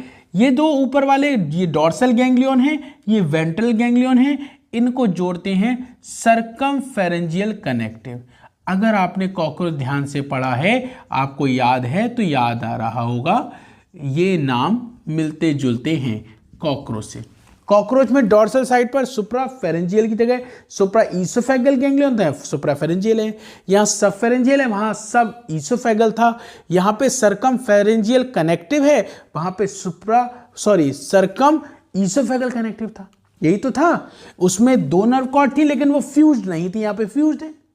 वहां पर हर एक सेगमेंट में गैंग्लियन थे, लेकिन टोटल कितने थे? 9, 3 थॉरेक्स में और बाकी एब्डोमेन में 6। यहां पर हर एक सेगमेंट में गैंग्लियन है। ठीक है, थर्ड और फोर्थ में क्या है? इनको देखो, मैं पहले दिखाता हूं। ये नर्व कॉर्ड है, नर्व कॉर्ड के ऊपर क्या दिख रहे हैं आपको? गैंग्लियन। इनको हम सेगमेंटल गैंग्लियन कहते हैं। हर एक सेगमेंट में आपको गैंग्लियन दिखाई दे रहा है। ठीक है, इस तरह से यहां पर मैं आपको गैंग्लियन दिखाई दे रहा हूं। इन गैंग्लियन को सेगमेंटल गैंग्लियन कहते हैं। इनको क्या बोलते हैं मेरे बच्चों? Segmental ganglion. सेगमेंटल गैंग्लियन जो सेगमेंट्स में प्रेजेंट है। और ये क्या है? नर्व रिंग है। क्या है मेरे बच्चों? Nerve ring. और ये क्या है? Nerve cord. ध्यान से सुनो, डायग्राम याद है तो कुछ लिखने की जरूरत नहीं, डायग्राम समझ जाओगे। नर्व कॉर्ड के बारे में, नर्व कॉर्ड कितनी है? 2 है, बट फ्यूज्ड। 2 नर्व कॉर्ड है बट फ्यूज्ड है। कौन सी साइड पर है? वेंट्रल साइड पर है। अंदर से सॉलिड है। कॉकरोच से कंपेयर करो, सॉलिड वहां भी है, वेंट्रल वहां भी है, और 2 है, फ्यूज नहीं है। हमसे कंपेयर करें तो हमारे में 1 है, इसमें 2 है। हमारे में डॉर्सल है, इसमें वेंट्रल है। हमारे में हॉलो, इसमें सॉलिड है। ठीक। अच्छा, नर्व रिंग किससे बना है? तो आप बताओ। गैंग्लियन से बना है। सुप्रा गैंग्लियन, सब गैंग्लियन, सुप्रा फेरेंजियल, सब फेरेंजियल। कौन से सेगमेंट में है? 3rd and 4th सेगमेंट में। 3rd and 4th सेगमेंट में ये रिंग प्रेजेंट है। और देखो इस तरह से रिंग होगी, ये रिंग होगी इस तरह से, यहाँ पे रिंग होगी, और इसके बीच में से क्या निकल रही होगी? Alimentary canal. तो एलिमेंट्री कैनाल के फेरिंग्स वाले पार्ट में होती है, इसीलिए इसको हम फेरेंजियल रिंग भी बोल रहे हैं, है ना। तो ये है आपकी नर्व रिंग, जो कि ब्रेन की तरह एक्ट करती है। फेरिंग्स में होती है, उसमें नर्व रिंग होती है, लेकिन वो ईसोफेगस में होती है, वही ब्रेन की तरह काम करती है। तो ये हो गया इसका नर्वस सिस्टम। अब हम क्या पढ़ेंगे? देखो, डाइजेशन हो गया, रेस्पिरेशन हो गया, सर्कुलेशन हो गया, एक्सक्रीशन हो गया, नर्वस भी हो गया, बच्चा सिर्फ रिप्रोडक्टिव। अब हम रिप्रोडक्टिव पढ़ेंगे, फिर हमारा अर्थवर्म कंप्लीट हो जाएगा। ठीक है बच्चों? तो चलिए बच्चों, अब हम लोग स्टार्ट करेंगे अर्थवर्म का रिप्रोडक्टिव सिस्टम। देखो भाई, अर्थवर्म एक बाइसेक्सुअल एनिमल है, मतलब एक ही बॉडी के अंदर मेल पार्ट भी है और फीमेल पार्ट भी है।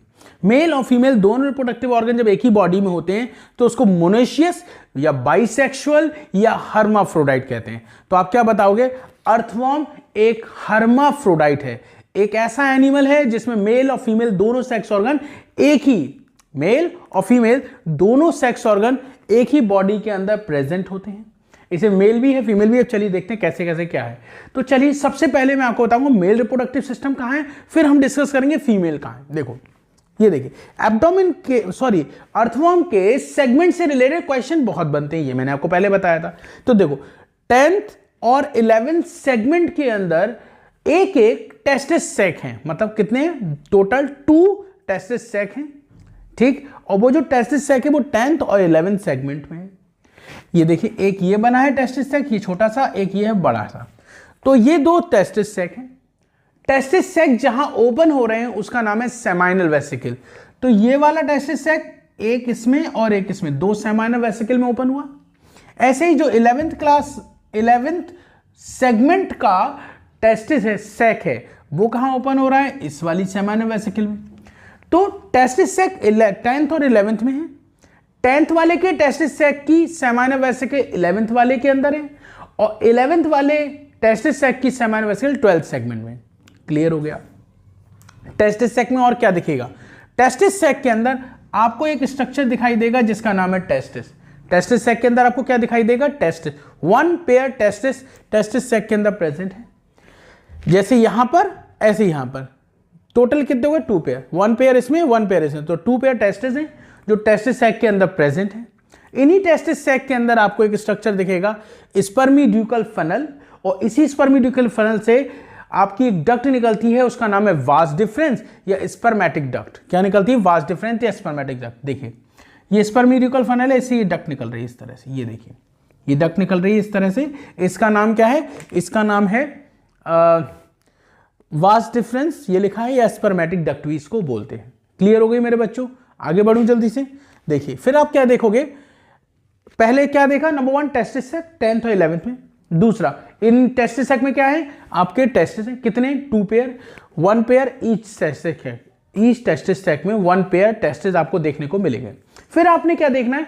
इन टेस्टिस सैक के अंदर एक और स्ट्रक्चर है जिसका नाम है स्पर्मीड्यूकल फनल, जिससे वास डिफरेंस या स्पर्मेटिक डक्ट निकलती है।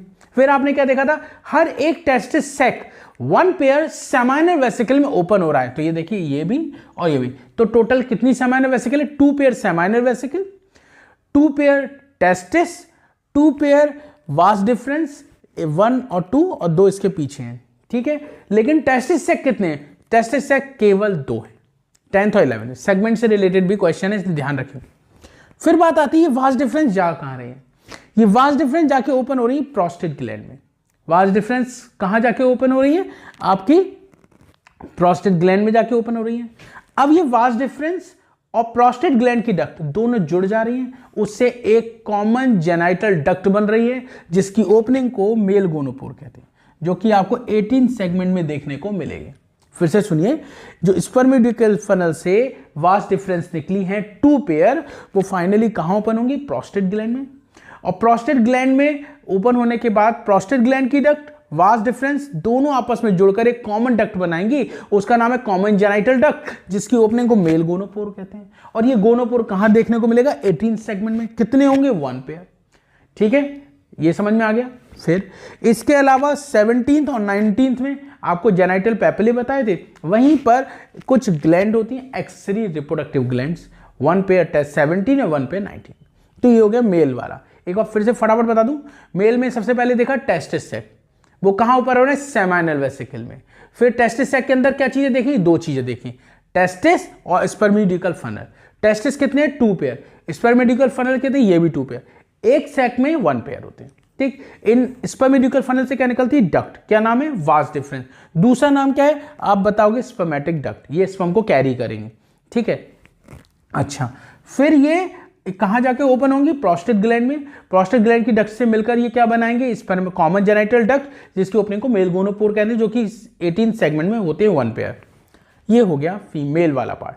अब बात करते हैं फीमेल की। देखो, फीमेल में ओवरी दिख रही है, कौन से सेगमेंट में? 13th सेगमेंट है। फीमेल में ओवरी कहां है? 13th सेगमेंट में है। ठीक है, 13th सेगमेंट में ओवरी आपको देखने को मिल गई। फिर आपने क्या देखना है? फिर आपने देखना है कि ये जो ओवरी है, ओवरी 13 में, इसी में एक और स्ट्रक्चर दिख रहा है, उसका नाम है ओविड्यूकल फनल। क्या नाम है? ओविड्यूकल फनल। 1 पेयर ओविड्यूकल फनल है, जो उन जिनसे एक डक्ट निकल रही, ओविडक्ट, वो दोनों डक्ट जुड़ जा रही हैं और कॉमन ओपनिंग बना रही हैं, उसका नाम है फीमेल गोनोपोर। क्या नाम है? Female gonopore. फिर से देखो, ओवरी कितनी? 1 पेयर। कहां प्रेजेंट है? 13 सेगमेंट में। उसी सेगमेंट में कुछ और है? हाँ है, ओविड्यूकल फनल। क्या है मेरे बच्चों? ओविड्यूकल फनल। अच्छा, उन ओविड्यूकल फनल से क्या निकल रही है? ओविडक्ट। ठीक है, फिर क्या हो रहा है? वो ओविडक्ट आपस में जुड़कर एक कॉमन ओपनिंग बना रही है, उसका नाम फीमेल गोनोपोर। ठीक है, ये भी क्लियर हो गया। अब एक क्वेश्चन आता है, फीमेल गोनोपोर और मेल गोनोपोर कहां है और कितने हैं? फीमेल गोनोपोर 1 है, 14 सेगमेंट में है, वेंट्रल साइड पर है, वो भी बीचों बीच में, तो इसे हम बोलेंगे मीडियन वेंट्रल। फीमेल गोनोपोर कैसा है? मीडियन वेंट्रल, मतलब मिड में है और वेंट्रल साइड पर है। फिर आपसे पूछते हैं मेल का बताओ, 1 पेयर है, 18 सेगमेंट में है, लेकिन ये मीडियन वेंट्रल ना होकर लेट्रो वेंट्रल होते हैं। देखो, दोनों लेटरल साइड पर हैं और बीच नीचे की तरफ है, दोनों लेटरल साइड पर नीचे की तरफ, तो बोलेंगे लेट्रो वेंट्रल। क्या? आपका मेल गोनोपोर। क्लियर हो गया? आगे बढ़े। अब एक स्ट्रक्चर और बचा है जिसका नाम है स्पर्मेथिका। इसका बहुत बड़ा रोल है, वो हम आगे समझेंगे। ये जो स्ट्रक्चर दिख रहा है इसका नाम है स्पर्मेथिका। ये 5th 6th के बीच में जो सेगमेंटल ग्रूव है वहां पर होगा, 6th 7th के बीच में वहां होगा, 7th 8th के बीच में ग्रूव है उसमें होगा, और 8th और 9th है ग्रूव मतलब सेप्टम, उस पर होगा। तो 5th से लेके 9th तक, या इसको आप 6 से लेके 9 तक भी बोल सकते हो। 5th से 9th इसलिए बोल रहे हैं ना, क्योंकि इन दोनों के बीच में जो सेगमेंट है उस पर प्रेजेंट है। वैसे तो अगर एक्चुअल पोजीशन देखें तो 6 to 9 ही दिखाई दे रहा है, लेकिन 5th to 9 क्यों बोल रहे हैं? इसलिए बोल रहे हैं कि 5th और 6th के बीच में जो सेप्टम है उस पर प्रेजेंट है। तो टोटल 4 पेयर स्पर्मेथिका है, फीमेल का पार्ट है। कॉपुलेशन के बाद स्पर्म को स्टोर करते हैं। बिफोर कॉपुलेशन ये स्पर्म मेल के पास स्टोर रहते हैं सेमाइनल वेसिकल में, आफ्टर कॉपुलेशन फीमेल वाले पार्ट में होते हैं जिसका नाम है स्पर्मेथिका।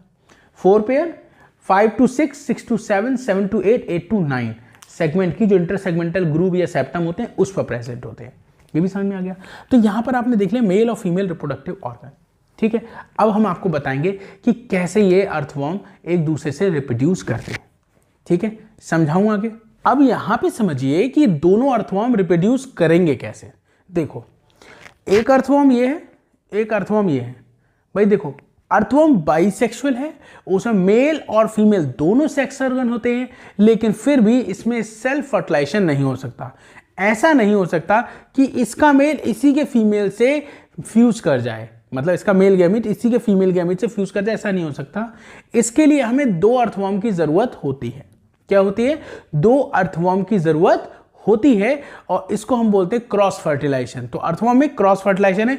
इवन ये कैसा? बाइसेक्सुअल। फिर आप पे एक क्वेश्चन आता है, क्या कोई ऐसा एनिमल है जो बाइसेक्सुअल होने के बाद भी यूनिसेक्सुअल कर पाए, सॉरी सेल्फ फर्टिलाइजेशन कर पाए?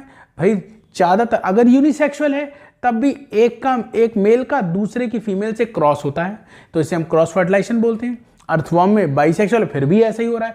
क्या कोई ऐसा एनिमल है जो बाइसेक्सुअल भी हो और सेल्फ फर्टिलाइजेशन भी हो, मतलब उसका मेल उसी के फीमेल से फ्यूज कर जाए? तो आप बोलोगे हाँ, टीनिया सोलियम।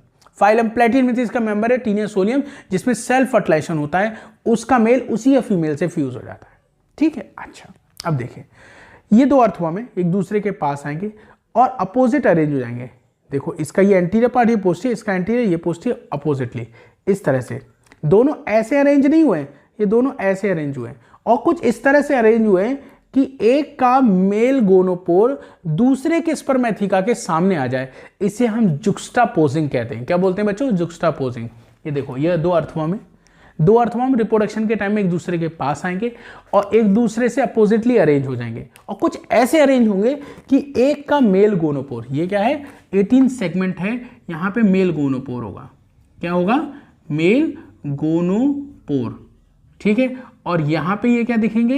ये दिखेंगे स्पर्मेथिका। ठीक है, तो 2 अर्थवॉर्म एक दूसरे के पास आएंगे और अपोजिटली अरेंज होंगे और इस तरह से अरेंज होंगे कि एक का मेल गोनोपोर दूसरे के स्पर्मेथिका के सामने हो। तो देखो, ये वाला गोनोपोर इस वाले स्पर्मेथिका के पेयर के सामने आ गया। ये दोनों एक दूसरे के सामने आ गए। फिर मेल के गोनोपोर से निकलेंगे स्पर्मेटोफोर। स्पर्मेटोफोर क्या होता है? Cluster of sperm. मेल अपने स्पर्म को जब रिलीज करेगा, देखो मेल के अंदर टेस्टिस सैक पढ़ाया था, उसके अंदर टेस्टिस थे जो स्पर्म बना रहे थे, उन्होंने सेमाइनल वेसिकल में स्टोर कर दिया था। फिर सेमाइनल वेसिकल कॉन्ट्रैक्ट होगी, स्पर्म जाएंगे स्पर्मेडिकल फनल में, फिर वास डिफरेंस से होते हुए मेल गोनोपोर से बाहर आएंगे। यही पढ़ाया था। अब देखो, मेल गोनोपोर से जो स्पर्म निकलेंगे उससे पहला पेयर ऑफ स्पर्मेथिका फिल हो जाएगा। ये स्पर्म अकेले अकेले नहीं आते, ग्रुप में आते हैं, क्लस्टर की फॉर्म में आते हैं और उसको हम स्पर्मेटोफोर कहते हैं। ये टर्म आपने कॉकरोच में ही पढ़ा था। कॉकरोच और earthworm release their sperm in the form of spermatophore. तो ये मेल गोनोपोर स्पर्म रिलीज करेगा, वो उसके पहले पेयर ऑफ स्पर्मेथिका को फिल कर देगा। फिर ये थोड़ा सा और खिसकेगा, ये इधर की तरफ खिसकेगा, ऊपर वाला जैसे इधर खिसकेगा तो ये गोनोपोर इस वाले स्पर्मेथिका के पेयर के सामने जाएंगे, सेकंड पेयर के सामने। फिर इससे स्पर्म इसमें भर दिए जाएंगे। फिर ये वाला और इधर खिसकेगा तो इसी वाले गोनोपोर से थर्ड वाला पेयर, फिर फोर्थ वाला पेयर, ऐसे करके 1 बाय 1 चारों पेयर ऑफ स्पर्मेथिका फिल कर दिए जाएंगे थ्रू स्पर्मेटोफोर। जैसा ये स्पर्म इसके स्पर्मेथिका को फिल कर रहा है, ऐसा ही इसका गोनोपोर इसके स्पर्मेथिका को फिल करेगा। ठीक है, देखो इस तरह से अरेंज है, इसका मेल गोनोपोर इसका स्पर्मेथिका के सामने, फर्स्ट पेयर ऑफ स्पर्मेथिका में इसका स्पर्म भर जाएगा। फिर जब ये इधर खिसकेगा तो ये वाला पेयर इसके सामने आ जाएगा, इसको फिल करेगा। फिर ये और खिसकेगा ऊपर वाला तो ये इसके सामने, ऐसे ही करके दोनों अर्थवॉर्म के स्पर्मेथिका में स्पर्मेटोफोर भर जाएंगे। इस प्रोसेस को बोलेंगे कॉप्यूलेशन, जिसमें जेनाइटल पेपिले जो मेल के पास थे वो सपोर्ट कर रहे थे। अब देखो क्या होगा, ये दोनों अर्थवॉर्म, फिर से सुन लो, ये 2 अर्थवॉर्म एक दूसरे के पास आएंगे, वेंट्रल साइड से अटैच होंगे, अपोजिटली अरेंज होंगे और इस तरह से अटैच होंगे कि उसका मेल गोनोपोर दूसरे के स्पर्मेथिका के सामने आ जाए। फिर मेल गोनोपोर से जो स्पर्म निकलेंगे स्पर्मेटोफोर की फॉर्म में आएंगे और वो स्पर्मेथिका को फिल कर देंगे। जब ये, और इस प्रोसेस को कॉप्यूलेशन बोलेंगे, जब ये प्रोसेस हो जाएगा तो दोनों अर्थवॉर्म एक दूसरे से सेपरेट हो जाएंगे। दोनों अर्थवॉर्म एक दूसरे से सेपरेट हो जाएंगे और जब ये अर्थवॉर्म सेपरेट हो जाएंगे तब क्या होगा? फिर क्या होगा? अब आएगा मेन काम। यहां तक आ गया। अब देखो, ये वाला जो बैंड है ये 14, 15, 16 सेगमेंट से बना है, इसका नाम है क्लाइटेलम।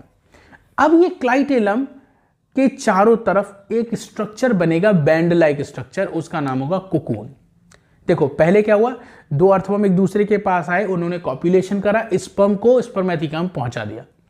उसके बाद क्या होगा, अब ये जो स्पर्मेथिका है, सॉरी अब ये जो अर्थवॉर्म है, इसमें जो क्लाइटेलम है उसकी एपिडर्मिस में ग्लैंड है, वो ग्लैंड केमिकल बनाएगी और वो केमिकल उस क्लाइटेलम के चारों तरफ एक बैंड लाइक स्ट्रक्चर बनाएगा जिसका नाम होगा कोकून। और बच्चों वो जो कोकून होगा अब ये अर्थवर्म क्या करेगा, अपने कोकून को एक जगह पे फंसा देगा और पीछे की तरफ खिसकना शुरू कर देगा। अर्थवर्म क्या करेगा, उसकी क्लाइटेलम के ऊपर कोकून बन गया जो कि बैंड लाइक स्ट्रक्चर है, पाउच जैसा स्ट्रक्चर है। अब ये अर्थवर्म अपने कोकून को एक जगह पे फंसा देगा और पीछे की तरफ खिसकना शुरू कर देगा, ठीक है। और ऐसा करने से ये कोकून, भाई देखो सपोज करो ये कोकून है, इस समय इसने अपना कोकून फंसा दिया और खुद पीछे खिसकने लगा, तो एक टाइम आएगा ये वाला कोकून इसके स्पर्मेथिका के सामने आ जाएगा। नहीं आ रहा है समझे? फिर से देखो, अर्थवर्म ने क्या करा, अपने कोकून को फंसा दिया। अर्थवर्म ने क्या किया, अपने कोकून को एक जगह फंसा दिया और पीछे खिसकना शुरू कर दिया। तो जब ये पीछे खिसकेगा तो जैसे मान लो, ऐसे समझो, मैं समझाता हूँ। जैसे मान लो ये है कोकून, यहाँ पर है इस जगह पे, और अर्थवर्म ने पीछे खिसकना शुरू करा तो इस तरह से ही तो होगा। तो एक टाइम आएगा कि कोकून इसके स्पर्मेथिका के सामने आ जाएगा। अभी कोकून यहाँ पर है, अर्थवर्म पीछे खिसक रहा है, ऊपर वाले को इमेजिन करो। अभी कोकून यहाँ पर है, स्पर्मेथिका अर्थवर्म पीछे की तरफ खिसक रहा है, तो एक टाइम आएगा ये स्पर्मेथिका के सामने आएगा, फिर इसके एंटीरियर पार्ट से कोकून अलग हो जाएगा, अर्थवर्म अलग हो जाएगा। जब ये कोकून इस स्पर्मेथिका के सामने पहुंचेगा तो स्पर्मेथिका से स्पर्म इस कोकून के अंदर आ जाते हैं, ठीक है, और स्पर्मेथिका फिर यहां से बाहर आ जाता है। इतनी बात क्लियर हो गई। दूसरी बात, कोकून के खिसकने से पहले एक काम और होता है। कोकून कैसे बनता है? क्लाइटेलम में एपिडर्मिस, एपिडर्मिस में ग्लैंड, उसने बनाया केमिकल, क्लाइटेलम के चारों तरफ कोकून बन गया। जब ये केमिकल बन जाता है तो ये सूखता है और कोकून सिकुड़ता है। जब कोकून कॉन्ट्रैक्ट होगा, कॉन्स्ट्रिक्ट होगा, सिकुड़ेगा, तो फीमेल के गोनोपोर से ओवम बाहर निकलेंगे। फीमेल के गोनोपोर से ओवम बाहर निकलेंगे और कहां जाएंगे? कोकून में। उसके बाद ये अर्थवर्म कोकून को बाहर की तरफ निकालना शुरू करता है। तो देखो, जब कोकून बना, कोकून कॉन्ट्रैक्ट हुआ, उसके अंदर फीमेल गोनोपोर से क्या आ गए? ओवम। उसके बाद ये अर्थवर्म पीछे खिसका तो ये पहुंचा स्पर्मेथिका के बाद, जहां से आ गए स्पर्म, और ये पीछे पूरा खिसक गया तो कोकून यहां पड़ा है। मान लो कोकून ये पड़ा है, मान लो कोकून ये पड़ा है,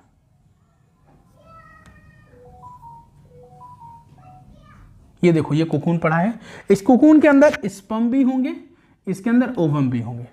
कोकून के अंदर स्पर्म भी होंगे, ओवम भी होंगे, इनके अंदर फर्टिलाइजेशन होगा, फर्टिलाइजेशन के बाद जाइगोट बनेगा और जाइगोट के बाद बेबी निकलेगा। बहुत सारे बेबी निकलते हैं, 20 के आसपास तक बेबी एक बार में निकल आते हैं, ठीक है। तो ये जो अर्थवर्म है, इसने कोकून रिलीज करा जिसमें स्पर्म ओवम दोनों थे, दोनों का फर्टिलाइजेशन हुआ और जाइगोट बना, उससे बना बेबी, और छोटे छोटे अर्थवर्म बाहर निकल आएंगे इस कोकून से। क्लियर हो गया? फटाफट एक बार फिर से रिकैप दे दूं छोटा सा।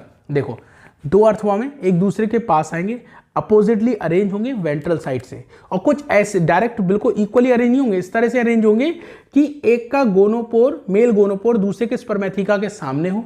फिर ये खिसक खिसक के चारों पेयर ऑफ स्पर्मेथिका एक दूसरे के फिल कर देंगे। उसके बाद ये दोनों एक दूसरे से अलग हो जाएंगे। इस प्रोसेस का नाम था कॉपुलेशन। फिर क्या होगा? क्लाइटेलम की एपिडर्मिस के अंदर ग्लैंड हैं, वो केमिकल बनाएंगी, वो उससे बनेगा कोकून। कोकून कॉन्ट्रैक्ट होगा जिससे ओवम फीमेल गोनोपोर से निकलेगा और कोकून में आ जाएगा। फिर अर्थवर्म पीछे की तरफ खिसकना शुरू करेगा तो कोकून के सामने पहुंचेगा। अर्थवर्म पीछे की तरफ खिसकना शुरू करेगा तो कोकून स्पर्मेथिका के सामने आएगा, जहां से वो स्पर्म को कलेक्ट करेगा। उसके बाद अर्थवर्म निकल जाएगा, कोकून जमीन पे पड़ा रहेगा। Now cocoon having both sperm and ovum, they fuse together to form zygote, जिससे बनेगा एग और उससे बनेगा बेबी। तो मेरे ख्याल से इतनी बात समझ में आ गई कि कैसे अर्थवर्म में रिप्रोडक्शन हुआ। ठीक है, आगे बढ़े। तो चलिए जो भी पढ़ा था उसको एक बार देख लेते हैं क्या लिखा है। देखिए मैंने क्या बताया था, अर्थवर्म बाइसेक्सुअल मतलब हर्माफ्रोडाइट, एक और भी नाम लिख सकते हैं मोनोइशियस, आप लिख लेना, मोनोइशियस भी कहते हैं। मेल में क्या बताया था, टेस्टिस सेक 2 होते हैं, 10th और 11th सेगमेंट में होते हैं, जिसमें क्या क्या प्रेजेंट होता है, हर एक सेगमेंट, हर एक टेस्टिस सेक में 1 पेयर, मतलब टोटल 2 पेयर टेस्टिस, उसके अलावा 2 पेयर स्पर्मेडिकल फनल होता है, और ये फाइनली कहाँ ओपन होते हैं, सेमाइनल वेसिकल में। हर एक टेस्टिस सेक की 1 पेयर सेमाइनल वेसिकल होती हैं, जो उसके अगले सेगमेंट में प्रेजेंट होती है, 10th वाले की 11th में, 11th वाले की 12th में। उसके बाद वास डिफरेंस स्पर्मेडिकल फनल से निकलती हैं, तो 2 पेयर वास डिफरेंस होंगी, जो कहाँ ओपन होंगी, मैंने बताया था प्रोस्टेट ग्लैंड में ओपन होंगी। प्रोस्टेट ग्लैंड की छोटी छोटी डक्ट मिलकर कॉमन प्रोस्टेटिक डक्ट बनाती हैं, और जो वास डिफरेंस है ये, तो कॉमन प्रोस्टेटिक डक्ट मैंने यहाँ पे प्रोस्टेटिक लिखा, आप कॉमन लिखिएगा। कॉमन प्रोस्टेटिक डक्ट और वास डिफरेंस जुड़ जाती है, बनाती कॉमन जेनाइटल डक्ट, और उसकी ओपनिंग का नाम होता है मेल गोनोपोड, जो कि कहाँ होती है 18 सेगमेंट में, 1 पेयर होती है, लेट्रोवेंट्रल साइड पर होती है, लेट्रोवेंट्रल साइड पर, ठीक है। उसके बाद मेल में एक्सेसरी ग्लैंड पढ़ाई थी, 2 पेयर होती हैं, ठीक है, 17 में और 19 में। ये हो गया मेल का पार्ट। फीमेल का देखें, फीमेल में एक तो बताया था स्पर्मेथिका जो कि 4 पेयर है, 6 to 9 सेगमेंट कह दो, या 5 6 के सेगमेंटल ग्रुप पे, फिर 6 7 7 8 और 9 ऐसे बोल सकते हैं। काम क्या है, रिसीव एंड स्टोर करना स्पर्म को कॉपुलेशन के दौरान। उसके बाद मेल क्या है, ओवरी। कितनी ओवरी, 2 पेयर, सॉरी गलती हो गई, ओवरी कितनी होती है 1 पेयर। कहाँ है, 13 सेगमेंट में। और इसी के नीचे क्या प्रेजेंट होता है, 13 सेगमेंट में है तो कहाँ, सेगमेंटल ग्रुप पर प्रेजेंट। ये भी देख लेना, डायग्राम में दिखाया था मैंने। 12th और 13 सेगमेंट के जो ग्रुप है, जो सेप्टम है, उस पर अटैच्ड है। तो लिखा है in 13 segment and attach to 12th and 13 intersegmental septum. उसके बाद इसके नीचे ओविडुकल फनल है, जिससे ओविडक्ट कंटिन्यू होती है, जो जुड़कर कॉमन गोनोपोर बनाती है, जो कि 14 सेगमेंट में है। उसके बाद अब हम बात कर, मेल और फीमेल दोनों रिप्रोडक्टिव ऑर्गन देख लिए। अब हमने क्या बताया था, 2 अर्थों एक दूसरे के पास आएंगे, वेंट्रल साइड से अटैच होंगे अपोजिटली, और वो भी ऐसे कि एक का मेल गोनोपोर दूसरे के स्पर्मेथिका के सामने आ जाए, इस तरह से होगा। इस पोजिंग को हम जुक्स्टापोजिंग कहते हैं। दूसरा, स्पर्मेटोफोर मेल रिलीज करेगा, एक का दूसरे के स्पर्मेथिका में भेजेगा, उसका इसके में भेजेगा, तो एक्सचेंज ऑफ स्पर्मेटोफोर हो जाएगा।